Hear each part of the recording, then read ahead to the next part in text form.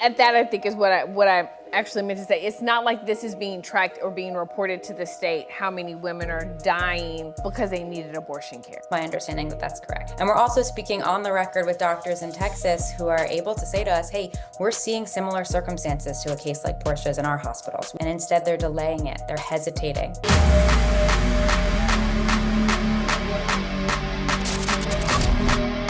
Yo, what's going on, everybody? It's Bobby Blue, and we're back with another news update. So apparently, as of a couple of days ago, last week, the only reason I found out about this is because I was sitting at the house with my wife, and she was telling me, I think she saw it on TikTok, how there was another woman that had passed from medical issues due to a miscarriage in Texas. Of course, my first thing that came to mind is that they're going to equate this with the abortion ban and all that, and that the left are going to have a field day with all of this information, which it's looking like that they are.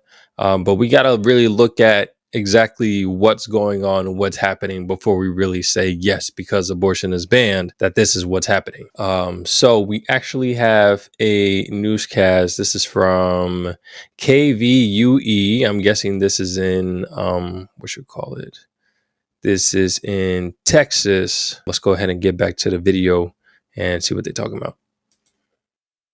Of a third Texas woman who died after being denied abortion-related care. Today, journalists with ProPublica tell the story of 35-year-old Portia Nwamzi. She suffered a miscarriage at 11 weeks and went to the ER at Houston Methodist Sugar Land Hospital. She was denied. Suffered a miscarriage at 11 weeks. I think the first trimester is 12 weeks. So this was during the first trimester. The thing that really bugs me about this whole abortion talk is that instead of talking about women's rights and such, we really need to I think the idea or the focus really needed to be in situations like this, where the issue is the medical procedures that they use for abortions can be also used outside of abortions. But because it's falling under the abortion umbrella somehow, some way, then they're not really considered as the first course of action, which is what happened here. In this case, we're talking about the woman's actual life. Yes, at that point, it becomes important.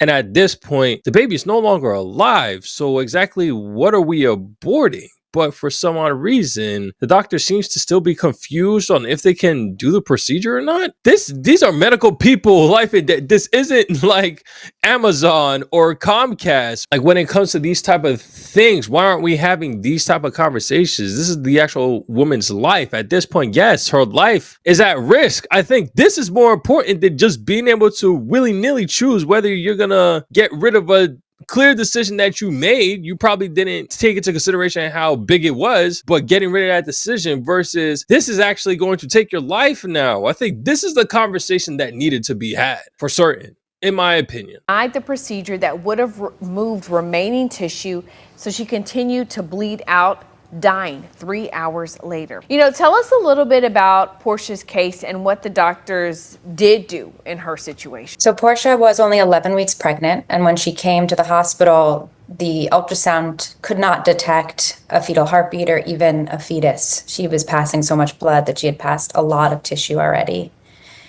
Because she was passing this much blood, they offered her 2 blood transfusions. And the doctors we spoke to who reviewed Portia's case said, here's where you know that this patient is at serious risk. She's hemorrhaging. If you are offering a patient blood transfusions, you need to stop the bleeding urgently. The way to do that is a simple procedure called a DNC. You suction out the remaining tissue, the uterus can close, and the bleeding stops. But the doctor did not offer that to her. Did not even put it on the table for her? Not immediately. Eventually, he did come in about 7 hours after she arrived, the obstetrician, and said that he would recommend, according to the hospital's routine, misoprostol, which is a drug that you use in inducing labor. It's also part of a 2-pill regimen in medication abortions, and said that if that didn't work, then they would move to a DNC. And again, when we reviewed this with medical experts, they could not understand the reasoning here. The standard of care was clearly a DNC. So I want to talk to you about something you said there. And you said when we reviewed this with other doctors, the other doctors that you all are talking to, are they here in Texas? You know, in all three of these cases that you've reported, you've spoken to other doctors. Are these doctors in other states? Do they include Texas doctors? Talk to me about that. Yep, we're talking to doctors within Texas, doctors who have recently left Texas, doctors in abortion ban states, doctors in academic centers in California and New York. We're really talking to an array of doctors who have seen an array of experiences. And we're also speaking on the record with doctors in Texas who are able to say to us, hey, we're seeing similar circumstances to a case like Portia's in our hospitals. We are seeing doctors who are not jumping to DNC when they ought to be, because that's the standard of care. And instead, they're delaying it, they're hesitating. And that can lead to these disastrous outcomes like we see here with. And this is the weird thing regarding the, like, she's saying all this, and I'm like, what isn't clear about this situation that would make you hesitant on whether you're going to get sued by the law or not? This procedure isn't to remove a baby. It's a medical procedure because this woman is hemorrhaging. Why is there, you see what I'm saying? Why is there confusion here? And so people may say, oh yeah, this is why if they didn't ban abortion. Again, this is to prevent people from just willy-nilly sacrificing their kid for their own desires. And if you don't understand what I mean, like I said, majority of the cases when women are wanting to get abortions is because they're trying to get abortions for their future, because they don't want to be tied down with the responsibilities of a kid, their money, their issues, or whatever they got going on. That's vast majority of the reasons why they do this. But this woman is clearly already lost her child. Is this not part of the laws? Do we not take these things into considerations? Why, like, this is a big change when it comes to the law. So why is this part not being expanded on? No, we shouldn't be killing babies. By no means. But that doesn't mean that the device that we use to kill said baby should be banned when they could save the life. That doesn't make sense. If that's the case, then we should be getting rid of guns. And Republicans don't like that idea at all. Guns kill. So it's kind of that weird sense where it's like, how is it that we don't have these type of exceptions? And even then, like, my whole thought process of the abortion is the procedure to get rid of the baby. So we're banning the instruments as well?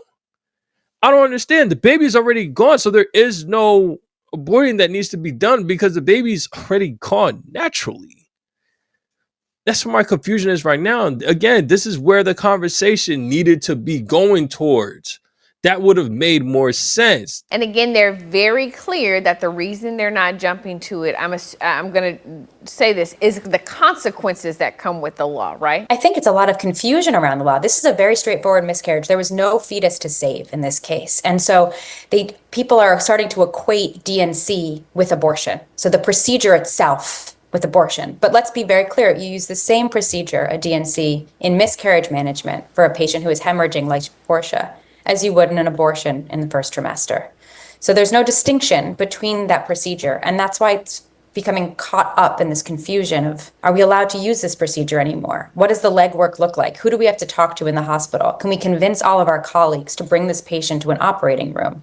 And some doctors are saying that they're seeing just these very questions stop doctors. And instead, doctors will put a DNC to the end of the line when it should be a first line treatment. So then it's like, why are we not, isn't there like an organization that talks to these lawmakers to bring this stuff up? Because I would think that this is very important. If women, let me not say people, if women are caught in situations, in life or death situations because of this, and we're confused, that's the last thing that I would want for my doctor is to be confused on whether he's able to do it or not. Like, that doesn't make sense. And even then, now I will grant to Dr. Dis, like she was saying, it was already like far too late, or I think the situation was the decline happened so drastically that it was kind of hard to react. But I wouldn't be feeling safe in a situation where, and this I'm guessing is different. I mean, the fact that she didn't know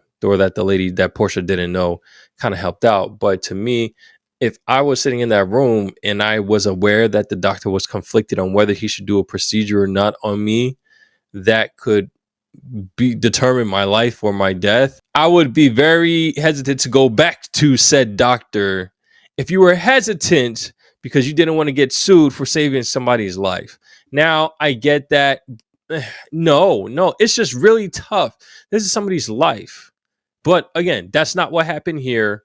There was a straight decline that happened. There was like everything seemed normal at first. So I guess the situation really boils down to the doctor saw that everything was kind of normal. There was just some extra bleeding. So take this medication so that we can stop the bleeding instead of just trying to get rid of everything at once. So it's kind of a sticky situation. But even then, this is an instrument that normally is used for another type of procedure that is now being banned. But it's the procedure for the cause as to why that's being banned, not necessarily the procedure. I don't know. My medical people, y'all let me know what y'all think, because y'all know more than I do about the situation, or at least understand the doctor's mindset. Probably have a better idea of the doctor's mindset than I do. Have they said why they haven't made these decisions, perhaps made protocol criteria, why they haven't talked to it before a patient would get in? Are they not meeting and saying, here is what our standard policy is going to be?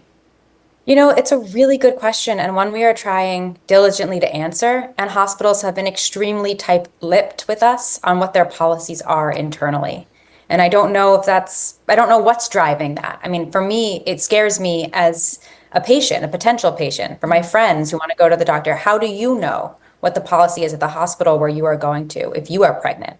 And that's a big question. And one thing that we were really interested in seeing with a case like this, because there is so much variation across hospitals in Texas. This isn't something that's happening all across Texas.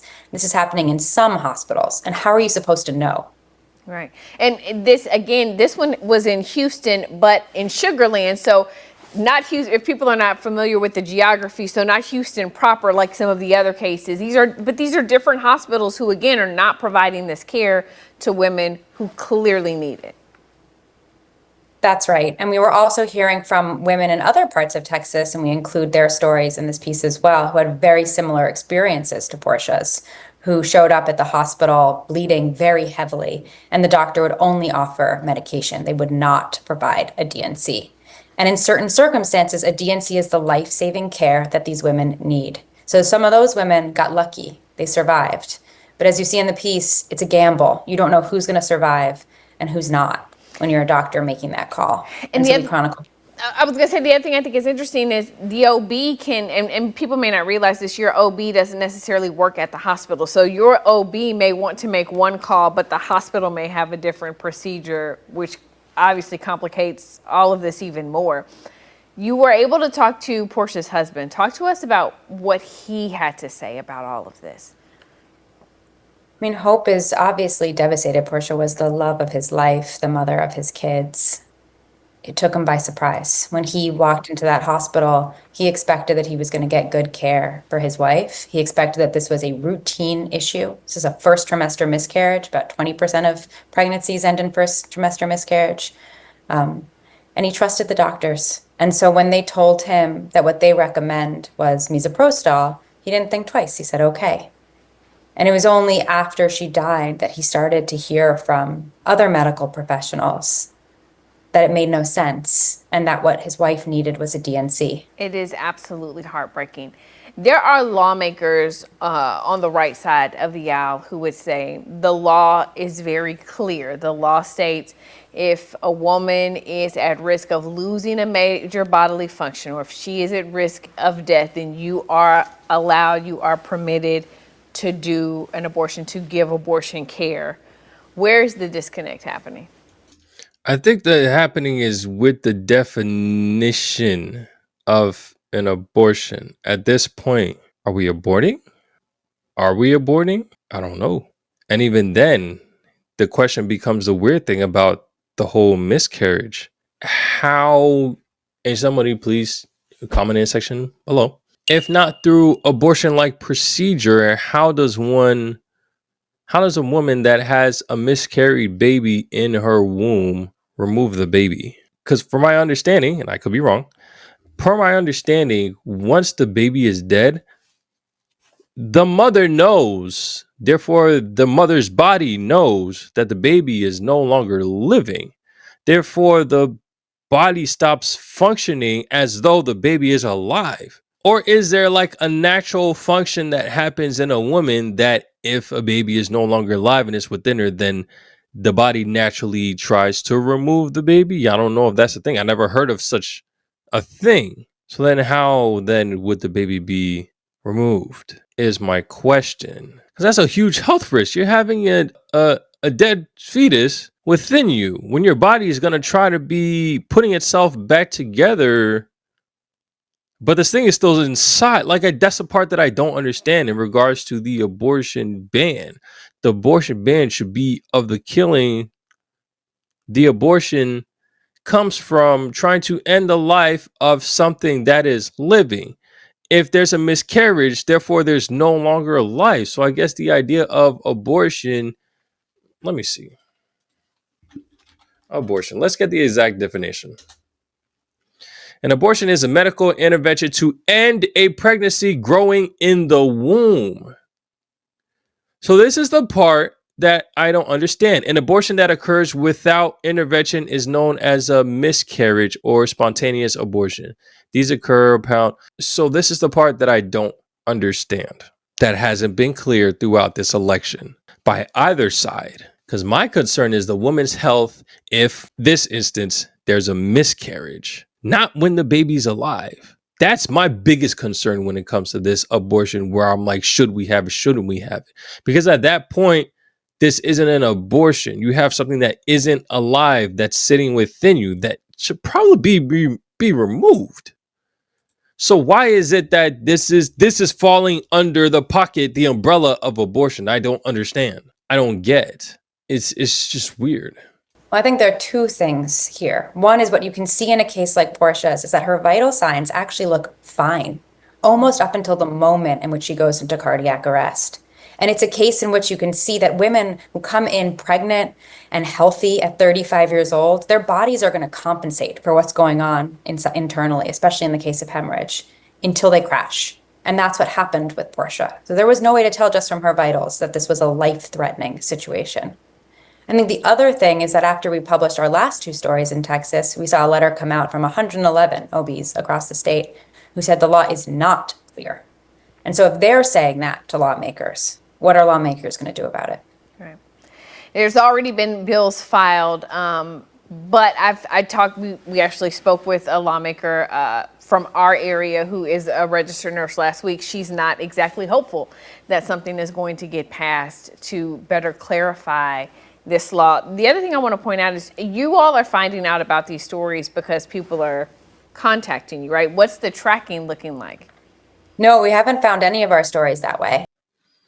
Yeah, interesting stuff. Again, it's a real touchy subject. There's a lot more that goes into play in this whole abortion talk that I'm seeing that people are not having these more serious topics, these more serious conversations, and to really trying to figure out how does this affect the actual woman's body?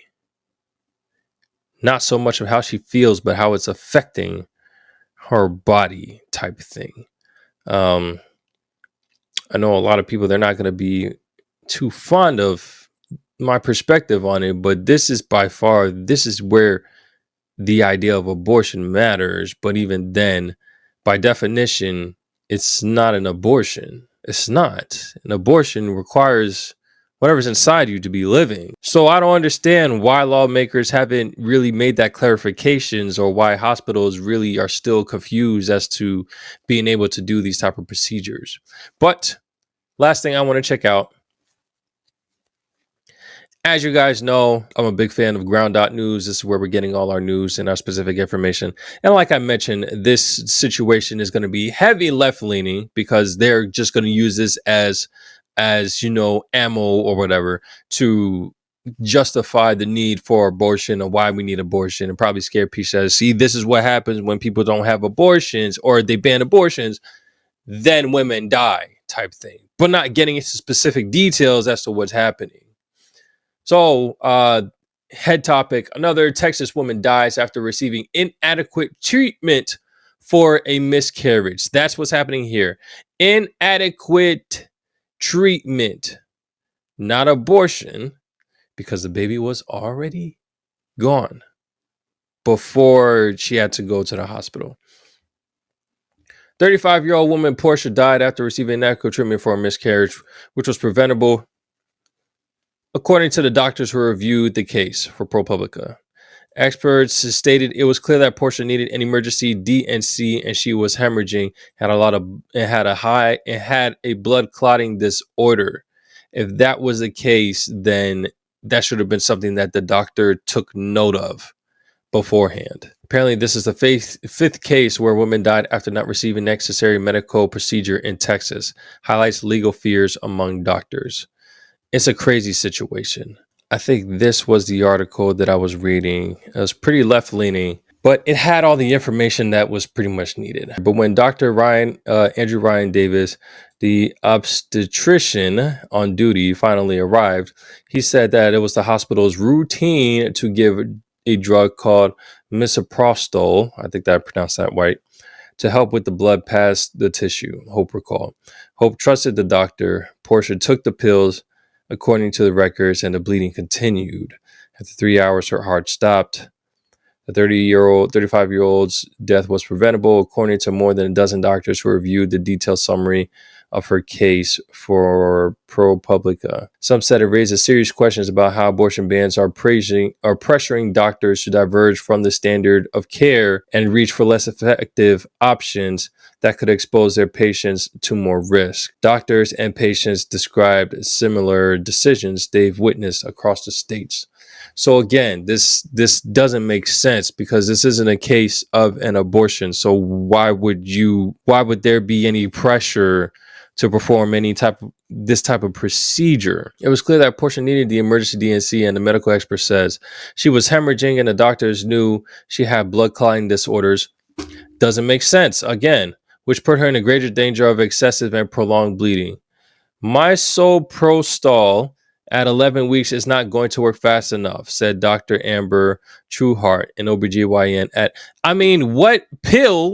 what pill is going to work immediately? I don't understand. If you already knew that she had hemorrhaging issues, what pill is going to work within the next 30 minutes? That's the part that I really don't get. D&C, a staple of maternal health care, can be life-saving. Doctors insert a straw-like tube into the uterus and gently suction out any remaining pregnancy tissue.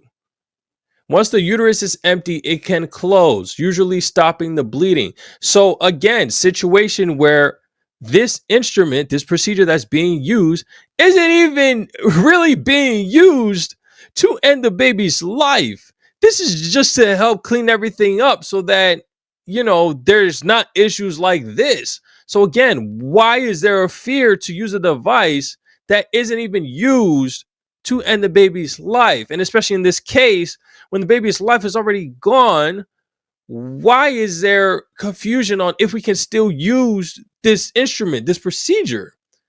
Let's keep going. But because D&Cs are also used to end pregnancies, the procedure has become tangled up with the legislation and restriction of abortions. In Texas, any doctor who violates the strict law risks up to 99 years in prison, which is ridiculous.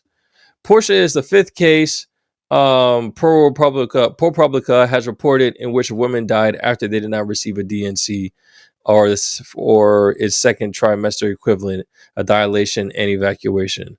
3 of those deaths were in Texas. Let's go ahead and keep going. So misoprostol, the medicine given to Portia, is an effective method to complete low-risk miscarriages, but it's not recommended when a patient is unstable, hence her blood disorder that she has. The drug is also part of a 2-pill regimen for abortions, yet administering it may draw less scrutiny than the D&C because it requires a smaller medical team and because the drug is commonly used to induce labor and treat postpartum hemorrhage. Since 2022, some Texas women who were bleeding heavily while miscarrying have gone public about only receiving medication when they asked for a DNC. Other later passed out in a pool of their own blood. Ridiculousness. It doesn't make sense. Somebody please explain to me what I'm not understanding. And this is where this is not trying to be left leaning, trying to be right leaning. We're going off a straight definition here. If we're going off a straight definition, the same definition I keep repeating over and over and over again, why is there confusion if the woman has already miscarried on if these can be used or not? This is my confusion. Why is it that the lawmakers don't want to make this consideration? So I guess this is the part when things become interesting, with each state having their own decision on their rights on abortion.